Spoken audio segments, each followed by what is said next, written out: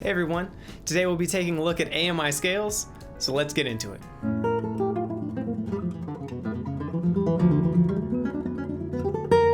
So if you haven't heard of AMI scales, they're basically scales that are played with your ring finger, middle finger, and index finger instead of just the usual index-middle finger alternation. The added finger makes the scale much more efficient, so you can play faster with less effort. So why not just use AMI scales all the time?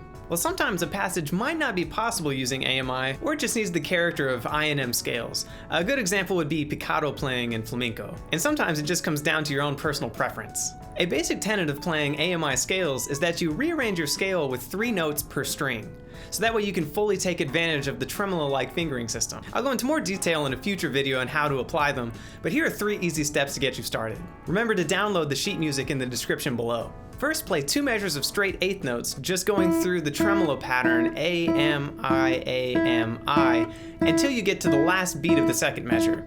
And do this only on 1 string just to keep it very simple. Remember to keep the 8th notes consistent. A danger with using AMI scales is that you can slurp through the scales and they sound like triplets, but you want them to sound as close to INM scales as possible.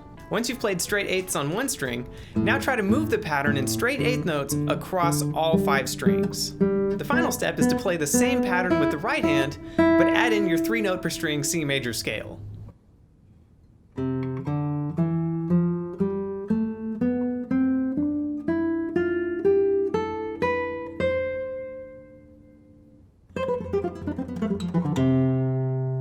And once you have that down, you're pretty much done.